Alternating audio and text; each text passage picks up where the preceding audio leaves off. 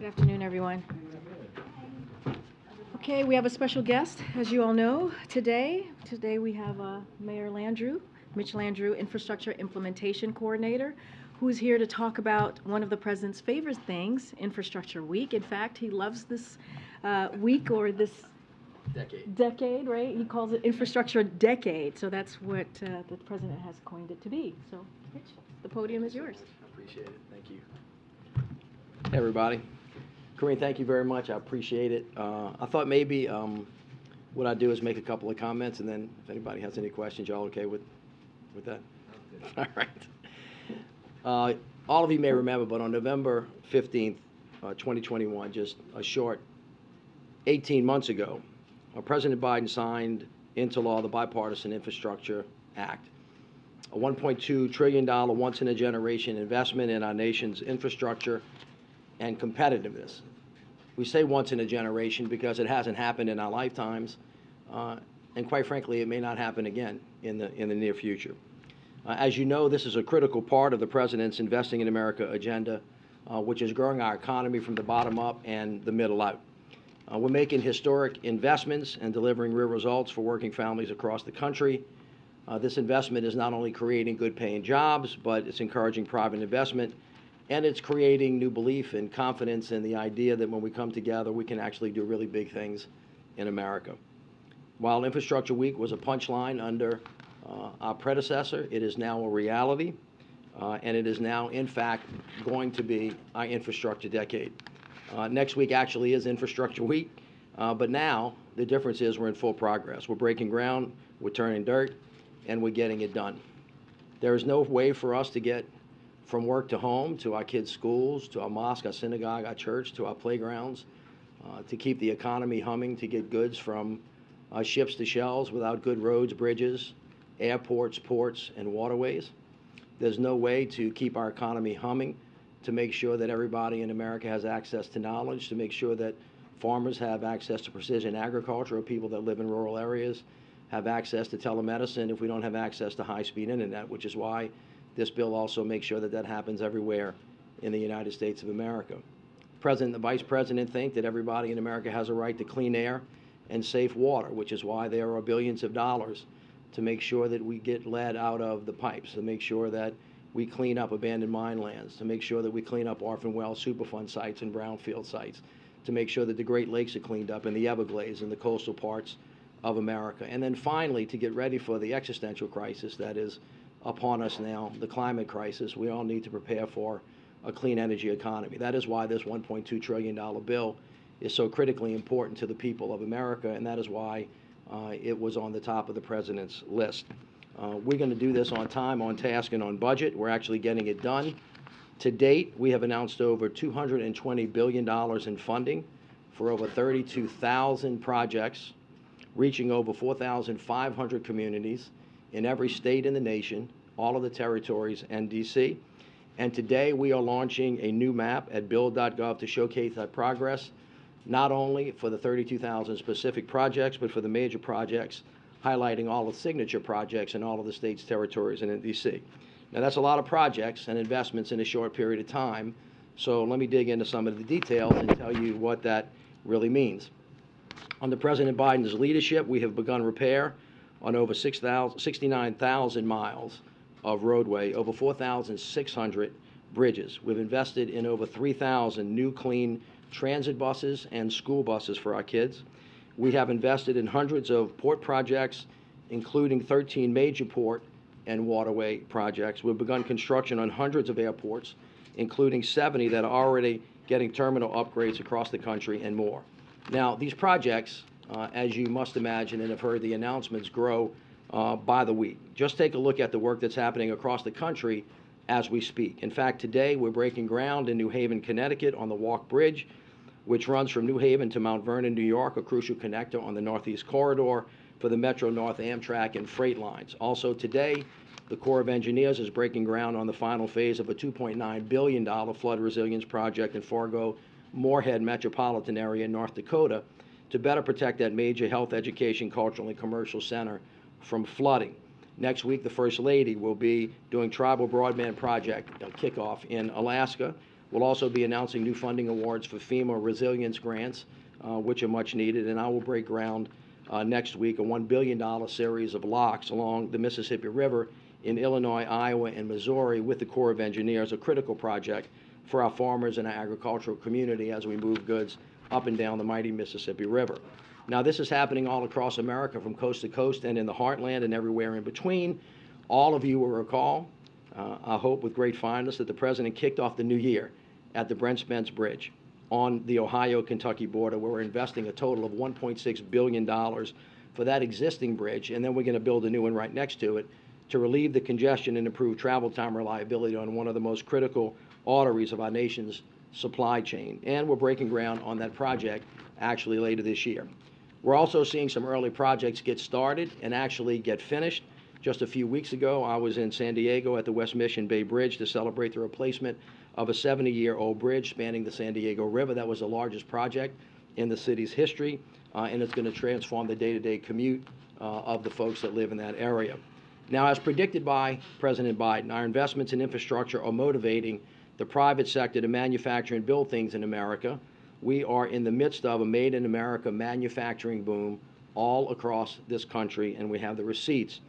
In fact, this administration's investments have now driven over $470 billion in private sector manufacturing and clean energy investments, which are creating good-paying jobs that don't require a college degree. And you have been read into all of those things.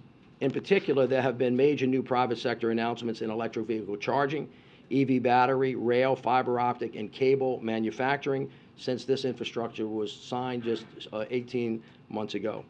Now, moving forward, our progress on infrastructure goes hand in hand with our economy's trajectory. You see, the foundation of a strong economy is literally our country's infrastructure. Our infrastructure is, in fact, the cornerstone upon which all else rests. And as the President often says and reminds us, when we invest in America, when we invest in ourselves, we win. So Infrastructure Week is a punchline, no more. It is here. President Biden and Vice President Harris have delivered. Now, it's Employee Appreciation Week, and so I would be remiss if I did not just take a minute to thank all of the folks that have made this possible. The President has always said when we come together, we can do big things in America. So the President, the Vice President, all of the cabinet members, all of the federal employees, we have 5,000 new of them who have been working on this project. The partnership with the mayors and the governors, the partnership with the business, the labor, the private sector, the faith-based community, and of course Congress have made this possible. The President, the Vice President, and the cabinet have made over 300 trips to talk about this across the country. And as the President often reminds us, this is what a one-team, one-fight mission looks like and why America can do big things when we come together. So 18 months in, we hit the ground running. We're now seeing real tangible progress, and now it's time for us to finish the job. Thank you all very much. I'll be happy to answer questions that you might have. Mitch, can you give us a sense of how the debt ceiling debate and potential negative outcome will impact the infrastructure spending and the law, and can you also give us a sense of how red states are taking the money, and if anyone voted against it is saying no thanks? Let me do this backwards. They're taking it fast, the red states, and nobody has returned a dollar. Everybody has been a ready and willing partner, and of course, as I said, these projects are in all 50 states. They are touching 4,500 communities. They're in the territories, and they're in D.C. On the debt limit, I'll make just a couple of comments. I know that y'all have spoken a lot about this, but as the President said, America's not a deadbeat nation. Avoiding default is a basic duty of Congress, and in fact, this is a manufactured crisis. And as the President said, and as I've said to many of you today, there are presidents investing in America. Agenda is working. Got to keep the progress going. 12.7 million jobs, 800,000 manufacturing jobs, which is the proof of the manufacturing boom that we have. 3.4% unemployment, a Made in America manufacturing boom, and of course, as Moody said, and you all have all heard this and reported this, a default is going to cost us 800,000 jobs, push us further into recession, raise the cost of everything, including borrowing, and that really kind of threatens to do all of this major progress going forward. And my sense is that we have never been here before, at least at this particular point. Nobody wants to see it happen. The consequences are unpredictable, but it can't have anything but negative consequences on the work that we're trying to do. Thank you for being here. If I can ask you about the debt ceiling conversations, not that you're privy to every one of these, but obviously you're privy to the process of trying to build around the country right now. How critical is the idea of permitting reform, and is that something the administration would be open to because you think it would make the job easier and something you should embrace going forward? Well, they're not necessarily connected. As you know, when you have the incredible opportunity that we have in front of us, 12.7 million jobs, a 3.4% unemployment rate. Any president in history would trade President Biden's numbers right now because nobody's come close to them. That's in 2 years what most presidents have not been able to do in 4 years. So when you're trying to build new things and you're trying to build things fast, you got two major issues that you're working through. One of them is permitting and one of them is workforce. And of course, from the beginning, we have been working on getting things built faster and permitting things faster. As you know, Senator Manchin had a bill. That bill failed. That bill has now been reintroduced. The president continues to support that bill. On the executive branch side, we're doing everything we can to speed up how we actually greenlight projects. We want to dedupe, series, because things used to go in sequential order. We want to make sure that we have the right data. We want to make sure that we're doing the right community involvement, because if you don't, that has a higher risk of litigation. And then finally, we want to make it faster to go on clean energy. All of those things are in play, and we continue to work. Helps, it doesn't hurt in your view. It does, but they're not necessarily connected. Right, They were bills. building, yeah. Absolutely, 100%. It's better. We've got to go faster. We got to do better, and we got to do more. Are there any contingency plans being put into place when it comes to these infrastructure projects in the event that there is a default? And then secondly, I know that you are talking to local officials across the country. You are a former mayor yourself. Have you had any conversations with mayors expressing concerns about the lifting of Title 42 and the impacts that's having in their communities? Well, the secretary was here yesterday on Title 42, and I'm going to let him address that, and Karine, as we go forward. And no, I haven't had any conversations with them about that. But as it relates to contingency plans, let's just be kind of clear about this. A lot of the money that was in the infrastructure bill was forward loaded and is not going to necessarily have an impact on specific projects, irrespective of what happens in Congress, unless Congress repeals the bill and there's no legislation to do that. However, remember, these things don't exist in isolation. So we have hired lots of new employees. If those employees have to stop working, that's a challenge. You have seen what are the potential cuts. A 22% cut is going to impact what the federal workforce can do or cannot do. If you have a default and it slows the economy down, it's going to have a natural impact on everything that we're doing in the country, in the public and the private sector. But the specific technical answer is a lot of the bipartisan infrastructure law funding was preloaded and is not at this moment in play on the kind of discussions they're having on the Hill. All right, two more. James. Thank you, Karine. Thank you, Mayor. Secretary Buttigieg has appeared where you're standing now and discussed how federal funds will be used to redesign urban areas that are assessed to contain infrastructure that was racist in its original design and its original execution. Are you collaborating with him on that effort? Are any of the infrastructure funds you're talking about being used for that purpose? Well, as you know, equity is really important to the President of the United States for the very simple reason that he thinks that unless we go forward together, it's hard to go forward at all. That's the first thing to remember. And this administration believes that diversity is a great strength, not a weakness, and that if we're going to do all of this stuff, it's not just a matter of justice, it's a matter of numbers as well. That's first. The second part of it is this. There are, in fact, highways, waterways, roadways. If you ask anybody in the African-American community or in communities of color, where do you live, they will often say, I live on the other side of. And it's usually a railroad track or water or a highway that split historic neighborhoods. There is, in fact, $4 billion both in the infrastructure law and the Inflation Reduction Act to fund a program that's called Reconnecting Communities. I was actually in Fort Lauderdale the other day looking at some of the damage from the flood that they had, and the mayor was showing me a railroad track that had separated two areas. Now, they have an option.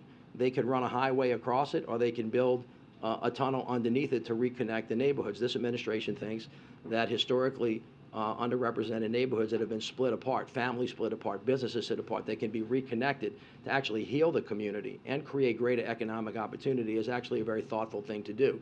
And so we're working on that, not only with roads and bridges, but with clean air and clean water, which is what Lead Pipe's about, clean air and clean buses, so that kids shouldn't be getting off of school buses drinking that exhaust like Linus, having that dust thing following behind him. All of those things are a part of the work that we're trying to do in the infrastructure law. So where the urban redesign piece of it is concerned, is it you or Secretary Buttigieg who enjoys final disposition over the allocation of those funds or the selection of the projects, et cetera? As the infrastructure coordinator, I don't have final disposition over anything. My job is to herd cats. And so as a consequence, what we've done is we've had 17 different cabinet level meetings working with each of the cabinet secretaries so they can coordinate their activity. I've asked each of the governors in the country on behalf of the president to appoint an infrastructure coordinator to help coordinate with us, and then I've talked to 1,700 mayors across the country so all of our teams can work. But all of the cabinet secretaries are the ones that are ultimately responsible for making the final decision on all the grant programs that come to them. And then, of course, the other half of this bill is formula funding, which goes out by operation of law. Last question. Sure. Thank you, Mayor, for being here. I have a question about the power plants and the administration's clean energy goals. Yesterday, about the EPA's new power plant regulations, U.S. Chamber of Commerce raised concerns about the carbon reduction goals, stating that they go too far too fast. They said that these rules could threaten power supply and raise energy prices, harming the entire economy. How do you make sure, how will the Biden administration convince the business community that your proposal is viable and not harm the economy? Well, it's an excellent question, and I'm gonna send you to Administrator Reagan to answer the details of that question. But as a general rule for all of this, remember we're doing three things: we're building the team, we're getting the money out of the door, and then we're trying to tell the story. Everything requires a balance. It's all about timing. It's all about focus. With everything that we do, somebody will say you're going too fast. Somebody will say you're going too slow. Our job is to try to get it just right and to make sure that this economic boom that we're having is steady and stable, and that we continue to grow. As I will end where I finished, the president said this is the backbone, this is the cornerstone of the economy. He has created 12.7 million jobs. We have 800,000 manufacturing jobs, 3.4%. We have momentum now, and we ought not do anything or take any action that slows us down. Thank you all so much. All right, thank you so much, Thank you Mayor. for having me. Thank you. All right, a couple of things, and then the pool's going to have to gather at some point, and then we'll just continue. So this Sunday marks 1 year since a gunman killed 10 innocent Americans at a supermarket in Buffalo, New York. The President and First Lady are praying for those killed and for those who continue to bear the attack scars, both physical and mental. We're thinking, too, of an entire community that, like our country, was shaken by this attack, but then found unity, purpose, and resolve and emerging even stronger. This attack was a direct blow at the soul of the nation. More broadly, the President continues to take action to address these overlapping scourges. From issuing a first-ever national strategy for domestic terrorism, to signing landmark hate crimes legislation, to convening a historic United We Stand Summit at the White House. We have substantially increased federal resources to prevent and respond to targeted violence and terrorism. The President signed the first major gun safety legislation in 30 years and has taken more executive action to reduce gun violence than any other president. And yet, shooting after shooting tells us there is so much more work ahead to protect public safety, national security, and the fundamentals of our democracy. Last year, right here at this podium, when this had occurred, I shared the stories of the victims in this attack. Their stories are still with us. They were retired law enforcement, community figures, church volunteers, and substitute teachers. They were mothers and fathers, one of whom was out buying a birthday cake for his son. They were innocent people who had their lives senselessly stolen from them as a consequence of a toxic combination of hate and easy access to weapons of war. We also honor the bravery of those in law enforcement who responded quickly and with professionalism in Buffalo, and who risk their lives every single day to protect and serve their communities across America. And speaking of that, speaking of brave law enforcement officers, today, the White House will welcome over 500 police officers and their families for a special open house tour in celebration of Police Week. Officers were invited through a diverse set of organizations representing and supporting police officers, and will include members of local and state police forces from across the country, as well as members of the U.S. Capitol Police and the United States Secret Service. Today, the President is also proud to nominate Dr. Jefferson, to serve as Vice Chair of the Federal Reserve Board of Governors. Last year, the Senate confirmed Dr. Jefferson to the Board of Governors in a strong bipartisan vote of 91 to 7. And we look forward to his swift confirmation as Vice Chair of the Board. In addition, the President is nominating Dr. Lisa Cook, who the Senate just confirmed last year, to an additional full term as a member of Board of Governors. Dr. Jefferson and Dr. Cook will continue to bring valuable insight, expertise, and continue to make sure that the Fed, at a critical time for our economy and families across the country. The President is also proud to nominate Dr. Adriana Kugler to serve as a member of the Board of Governors. Dr. Kugler is a highly qualified and respected economist with deep expertise in labor markets, worker mobility, and youth unemployment. She started her career at the Federal Reserve Bank of San Francisco, served as chief economist of the Labor Department, and was confirmed last year with bipartisan support to serve as U.S. Executive Director to the World Bank. These nominees understand that this job is not a partisan one, but one that plays a critical role in pursuing maximum employment, maintaining price stability, and supervising many of our nation's financial institutions. We are confident these nominees will help build upon the historically strong economic recovery we have had under the administration. We are grateful to Senate Banking Committee Chair Sherrod Brown for his leadership support in moving these nominations forward quickly. Tomorrow morning, and this is the week ahead for all of you, tomorrow morning the President will travel to Capital One Arena in Washington, D.C. to deliver the 2023 Howard University commencement address. The President will then travel to Rehoboth Beach, Delaware, where he and the First Lady will remain over the weekend. On Monday, the President and the First Lady will return to Washington, D.C. As we mark Police Week on Monday, the President will release a video to celebrate and honor law enforcement officers, including those who have given their lives in the line of duty as part of the National Peace Officers Memorial Day. On Tuesday, the President, the First Lady, and the Second Gentleman will deliver remarks at the celebration of Jewish American Heritage Month. The Vice President will also attend. On Wednesday morning, President Biden will honor 2021-2022 Medal of Valor recipients from across the country in the East Room for that ceremony.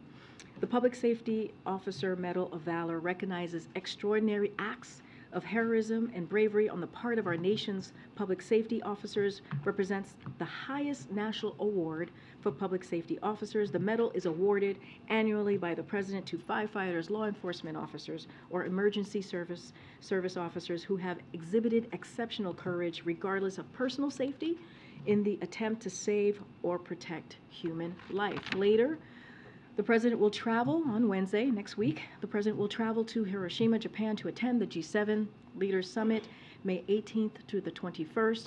The President and G7 leaders will discuss a range of the most pressing global issues, including the G7 unwavering support for Ukraine, addressing the dual food climate crisis, securing inclusive and resilient economic growth, and continuing to lead a clean energy transition at home and for our partners around the world. And before we take questions, I just want to take a minute to wish all the mothers in this room and across the administration, of course, across the country, a happy Mother's Day ahead of Sunday. As the President said in his presidential proclamation, recognizing this holiday across the country, mothers are caring for children, providing families, driving innovation across every field, serving at the highest levels of government, including in our military and across the administration, running companies, being journalists as well, let's not forget, and they're helping drive our economy forward. So this weekend and every day, we recognize the great strength and contributions of moms across the country, including the moms working night shifts and second jobs to support their families. It's why President Biden, Vice President Harris, and this administration are working to ensure all moms have the support they need and the opportunities they deserve by working to fully implement the President's maternal health Blueprint, a whole-of-government approach to address the maternal health crisis, investing in child care providers through the American Rescue Plan, expanding the child tax credit, signing historic infrastructure, manufacturing, and clean energy legislation into law as part of the President's Investing in America agenda to create good-paying jobs for women in sectors where they have been previously underrepresented, ensuring women have access to and coverage of health care services, including behavioral care, and ensuring that new and expecting mothers can thrive in workplace through new legislation to bolster protections for pregnant workers and nursing parents. As much as I love serving as press secretary for the President of the United States, getting the word or being the name Mama will always be my favorite title. So it is a special day for many of us. I'm sure people here in this room understand. And so with that, happy Mother's Day. And Zeke, I know this time next year we'll be saying soon to be Happy Father's Day for you. So very excited. Thanks. That's great. The President was supposed to be meeting this afternoon with congressional leaders. Why was that meeting rescheduled, and can you give us an update on when it will be rescheduled to? Yeah, just to give you a little bit of an update on that. So as Speaker McCarthy said, this was a decision pretty much decided by all principals, and the President and the 4 congressional leaders will meet early next week. When we have a date, certainly we will share that with all of you.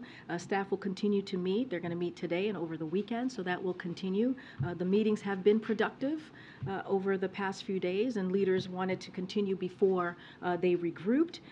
Again, you know, as we've said, we're not going to certainly negotiate in public. We're going to let these conversations continue today. These are private conversations, and as we said, over the weekend. And once we have a date locked in for early next week, we certainly will share that with all of you. Can you clarify a little bit of what they are discussing, what they are in these meetings? I understand you don't want to negotiate in public. The President's position had been that there should be no negotiation around the debt limit at all. Congress should just raise it. So if the President says there should be no negotiation and they're talking, does that mean he's backed off his opposition to negotiating to raise the debt limit? No, not at all. He has been very clear. We are not going to negotiate over the debt limit. That is something that Congress should act on. That is their constitutional duty. What they have been talking about, again, I'm not going to get into the specifics, but we have talked about how Congress should get back to regular order, having those appropriations conversation, having the conversation of budget, and that is what the President said he is willing to do, willing to have that conversation. But again, we cannot have a default, and I'm going to be very clear, and you've heard this from other leaders as well, is that all of the 3 the 3 of the 4 have said that we have to avoid default. They've been very clear. We have to take default off the table. I will let you guess who was the 4th that did not say that. And then just on a different topic, HHS an hour or so ago confirmed that an unaccompanied migrant, a 17-year-old boy, died in HHS custody a couple of days ago. Was been in custody for a number of weeks, we've been told.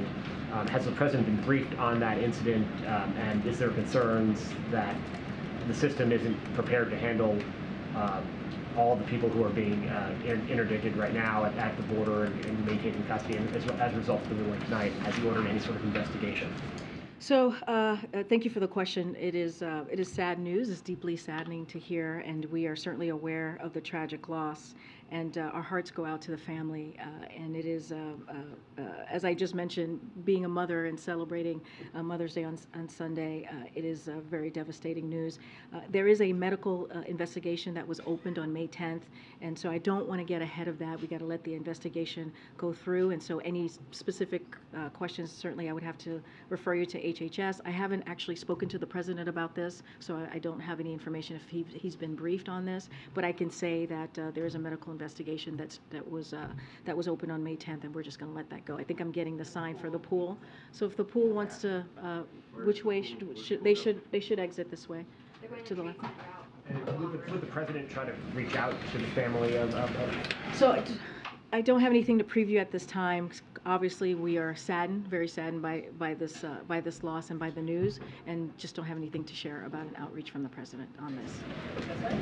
Just to talk a bit more on the timeline of the debt ceiling, it's May 12th today. Treasury Secretary Janet Yellen has said a default could happen as soon as June 1st. Other forecasters, including CBO today, are backing up early June. What is the drop-dead date that the White House and Congress need to reach a deal so that a bill gets to the President's desk in time to avoid a default? So look, this should have happened a while ago. This is a manufactured crisis, as the president has said. You just heard from the mayor, who was just here at this podium. This should have been taken care of by Congress as their constitutional duty a while back. This is not a normal place for us to be, to have House Republicans hold our economy hostage. That is not a norm. That is not the norm. The regular order, as I just stated when Zeke was asking me the question, is that we're supposed to have a conversation about the budget. We're supposed to have a conversation about appropriations. We're not supposed to be here at this moment where we're still waiting for Congress to do something that has been done 78 times since 1960. But we are here in this moment, so what is the level of urgency to There get this done? is a lot of urgency. Obviously, there is a lot of urgency. We're talking about potentially millions of jobs being threatened because of what House Republicans are doing. We're talking about potential devastation to our retirements account for American families. So this is an incredibly important point that we're in. That's why the president has used his bully pulpit for the past several months, since February, saying Congress needs to act. Congress needs to move forward. Congress needs to do their constitutional duty. So we're going to continue to do that. I just said 3 of the 4 that met with the president on Tuesday said that default should be off the table. So we're all on the same place. It's the speaker that needs to really answer this question. And just a quick follow-up, how worried are you that as we get closer to that date, there will be threats to the economy? We saw back in 2011, just getting close to the X date resulted in a lot of pain. Yeah, we are worried. We are very worried. When you think about default could, as I said, 8 million jobs, cause a recession, devastate retirement accounts, increase unemployment by 5%, increase costs for families, halt Social Security, Medicare, veteran care, and all other government payments. Those are the things that could happen if this threat that House Republicans have put forth moves forward. I mean, yes, we are very concerned about this. You're outlining the impacts of a potential default, but at what point should Americans at home start preparing themselves for these impacts? Look, we're hoping that it doesn't get to that. We really are. That's why we've been very vocal. The president has been very clear. That's why he had this meeting on Tuesday, to be straightforward and frank. You know, this president is not afraid to be really honest, and that's why he went to New York to speak directly to the American people, to let them know what's at stake. So, look, we hope that this is not going to happen. We hope that the speaker agrees with the other 3 leaders in Congress and take default off the table. The president has said that he's likely going on this foreign trip, but it's a possibility he would stay behind. What would trigger that decision for him? What I can say right now, Arlette, is that he's expecting to go. I can say that for sure in this moment, that he's expecting to go. If I could on Title 42 really quickly. You know, the president's answered questions about Title 42, but we haven't seen him hold a formal event to talk about this. He had that meeting yesterday with Blinken and Austin Mayorkas, which was behind closed doors. Why not have the president out there speaking about Title 42 and the expectations that people should have around it? So the president took more than 40 questions this week alone. It's not even bad. Well, no. But he took your questions twice this week and answered many of those questions on Title 42. He answered the questions that you all asked, and I think that's an opportunity for the American people to hear directly from him. A week ago today, he sat down and had a one-on-one interview with one of your colleagues here, not here, but clearly in one of the networks here, and talked and was asked about Title 42. So the American people have heard from the president when we were in New York, and again right when after the meeting, you heard directly from the president after the meeting that he had with the Big Four, if you will, and he gave remarks and then took questions. So the American people have heard directly from him, especially when he laid out how that conversation went with the Big Four. Go ahead, Joey. Thanks, Karine. You described the discussions this week between White House officials and congressional staff as productive. What from those talks do you believe is pointing to the signs of progress? I'm not going to get into details of private conversations. What I can say is from just a little bit of what I can give you is that it's been productive. It's been continuing since the Big Four met on Tuesday. They're going to meet today. They're going to meet over the weekend, and I think that should kind of tell you that the conversations are going in the right direction. I just don't have more to share about the private details of the meetings. The White House open to spending caps on future discretionary spending as a way to perhaps appeal to Republicans who have been demanding cuts in a package? Appreciate the question. I'm just not going to negotiate from here. Do you think that right now we're closer to some sort of agreement than we were at the beginning of the week? I'm just not going to get into negotiations from here. Okay. Thank you, Karine.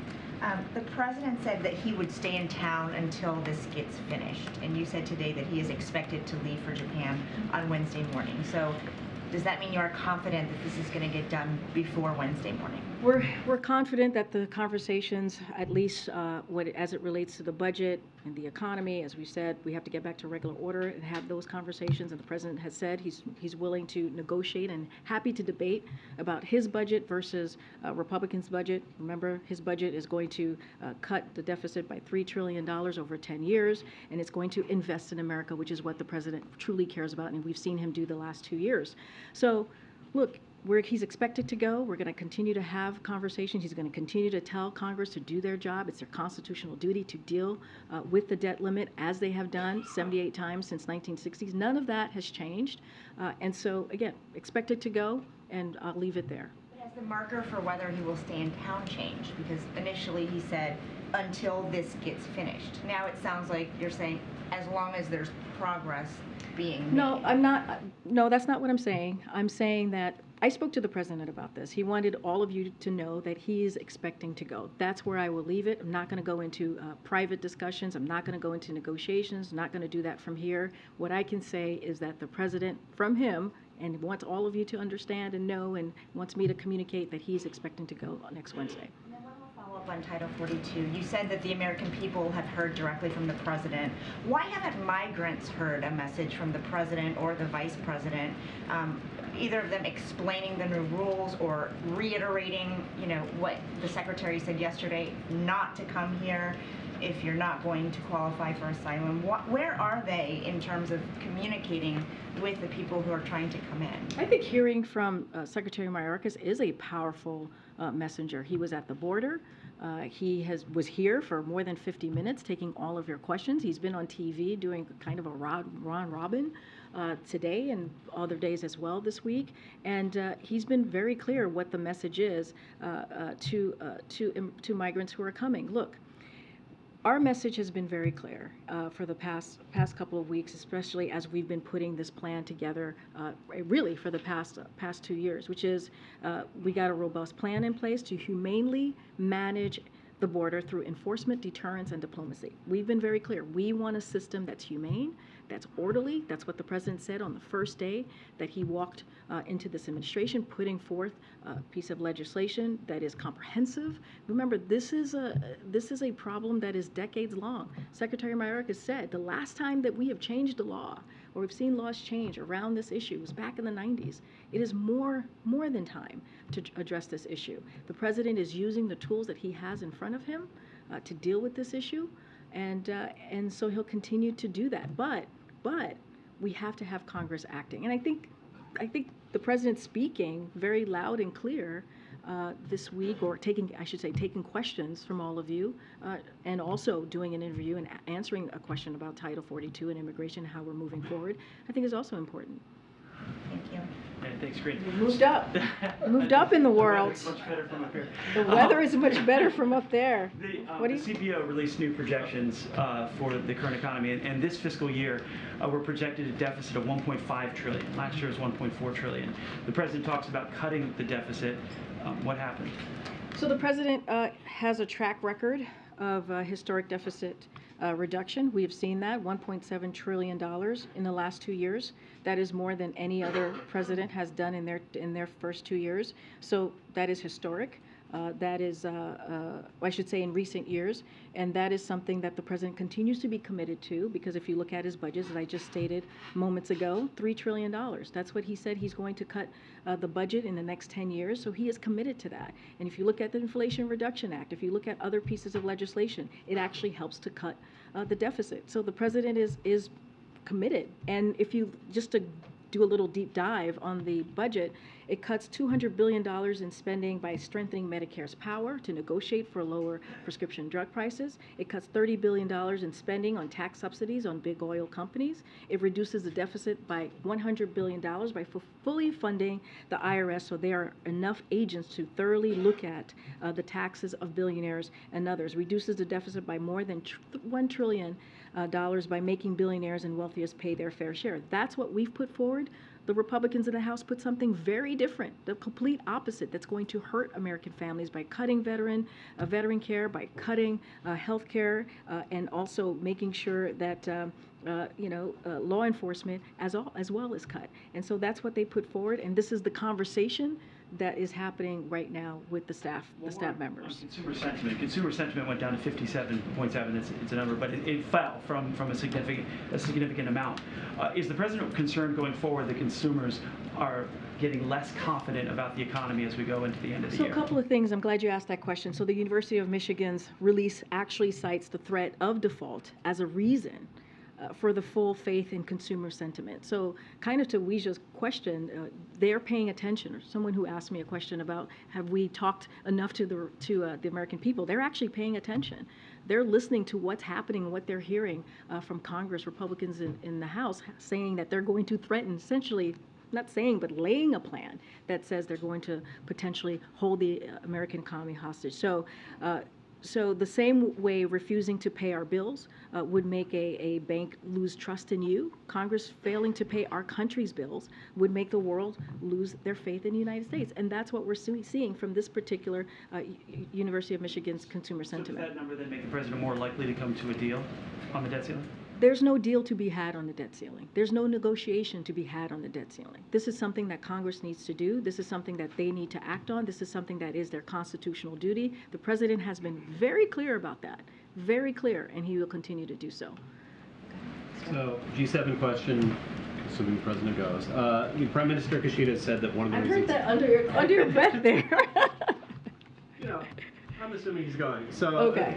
The Prime Minister said one reason he wants to hold the G7 in Hiroshima is to draw attention to the threat of nuclear weapons. I know there's likely going to be some sort of joint ceremony with the G7 leaders acknowledging this, but I'm wondering, as the leader of the country that made the decision to use an atom bomb there, is President Biden going to give any separate remarks or have any separate acknowledgement of events there? So, Scott, I appreciate the question. We'll have more to share and more to preview in the upcoming days. So look, the president and G7 leaders are expected to discuss a range of the most pressing global issues, including G7's unwavering support for Ukraine, addressing the dual food and climate crisis, securing inclusive and resilient economic growth, and continuing to lead a clean energy transition at home and for our partners around the world. As soon as we have more details to share of what his day-to-day is going to look like on this trip, we will certainly share that and likely hold background calls as well with some of our policy experts in the NSC to lay out the specifics. Thank you, Karine. Can you tell us how many migrant children are presently in U.S. custody?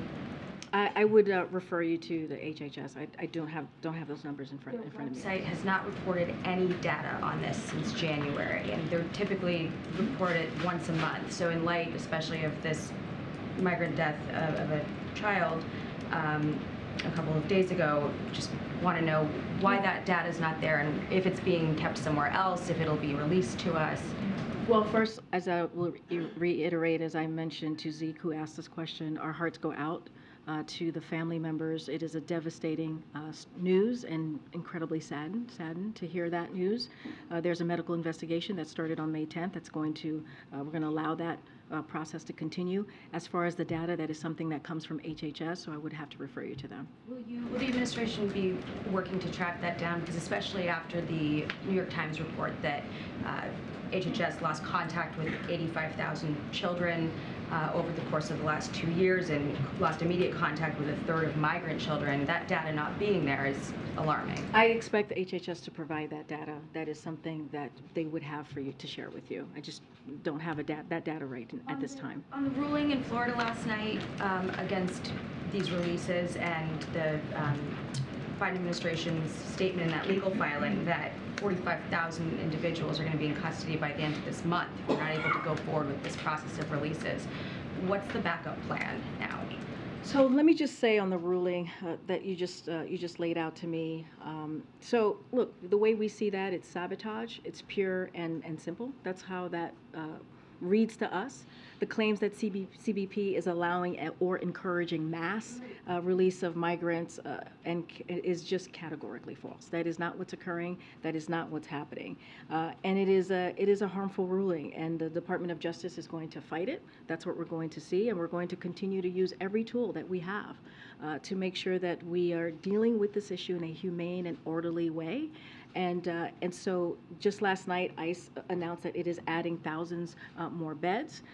But look, Republican elected officials continue to play games here. They continue to have political stunts, and they don't want to solve this problem. They want to use it, again, as a campaign tool for them. And so what we want to make sure is deal with this challenging circumstances. That's what we have done since day one of this administration. Just a couple follow-ups to the questions asked by my colleagues in the second row. First is, what's the White House's message to progressives who are reading about the substance of the talks about spending caps, and there might be expressing some nervousness? What's the message to them? Just not going to negotiate from here. We're going to have a conversation as they have been having. The president is happy to have a debate to compare what he's put forth to show his values for the American people as it relates to his budget and investing in America, how he's going to cut the deficit by $3 trillion over 10 years. That is something that the president is willing to have, and you know, we're just not going to negotiate from here. The House Republicans have been very clear how they see moving forward, and the cuts that they've put forth, those 22% cuts in veterans and health care and public safety, that's going to hurt American families, and I'll just leave it there. Follow up to Scott's question. When the president goes to Hiroshima, will he issue an apology on behalf of the United States? Not going to get ahead of what next week is going to look like on the president's schedule. Just not going to get ahead of that. Go ahead. Thanks, Karine. Just to follow up, you just described the ruling as from last night as sabotage, pure and simple, but it does change how the administration potentially handles the situation on the southern border for at least the next 14 days. So what changes may or may not be made policy-wise on the southern border? What I can say, look, I said this already, it's a harmful ruling. We're going to let the Department of Justice deal with this ruling. What we're going to do, and I just mentioned, ICE has announced adding thousands more beds, and so we're going to use the tools that we have in front of us to deal with this issue. But look, we need Congress beyond that, beyond the ruling, beyond what we're seeing from the sabotage. As I said, pure and simple, this is sabotage. We want Congress to act. We want Congress to take action, and we just have not seen that. Again, the president's going to use every tool that he has, as he has been for the last 2 years, to get this done, but we need to see Congress act. The ruling came from the state of Florida. The governor there, Ron DeSantis, commented about it today. He said, maybe it will prompt some introspection in the Biden administration. I doubt it very seriously. What they're doing is a total disgrace, so thanks to Florida for stepping up. So let me just lay out a couple of things that we have done the last 2 years. First of all, we're asking Congress to act. We've been very clear about that. The president put forth a proposal to fix this broken system that has been broken for decades. I mentioned how Secretary Mayorkas said, and we haven't seen new laws since 1990s, and so the president requested additional funding to prepare for this transition, both as part of his first and second budget request, and again this past December. Another thing that we have done is the president has done is diplomacy. We work to restore our alliances with key partners across the Western Hemisphere. You have seen the type of diplomacy that we've been able to do with our Western Hemisphere partners to deal with this issue. The 20 leaders, let's not forget, that met in California just the end of last year. World leaders, they came and they signed onto the Los Angeles Declaration for Migration. That was really important. We've worked with Mexico, we've worked with Colombia, we've worked with Canada, we've worked with Spain and others to step up enforcement, expand legal pathways, and more. So we're doing that. We've expanded legal pathways. We're surging also resources to the border. All of these things are incredibly important. And let's not forget, we also have the bipartisan infrastructure law that help harden our ports of entry. So this is what we've been doing for the last 2 years. And so, again, what we're seeing from Republican officials is completely shameful because it's political play. That's what we're seeing. I think I'm about to be pulled. Okay, I'm going to do one last one. Thanks. Just to follow up on your comment that the decision was sabotage. To be precise, are you saying that the Florida Attorney General was attempting to sabotage your policy, or the Trump-appointed judge in Florida? So here's what I'll say. I won't go into specific person. I can say that migrants who do not have a lawful basis to remain will be quickly removed, just like 1.4 million migrants who were expelled last year alone. So that's the truth, right? But even before Title 42 lifted, the Attorney General of Florida filed suit to sabotage our effort to humanely and effectively manage the border. And so that's what we've been seeing from Republican officials over and over again for the past several months. Instead of trying to deal with an issue or talking to the federal government how to deal with an issue maybe in their state or in their city, they don't do that.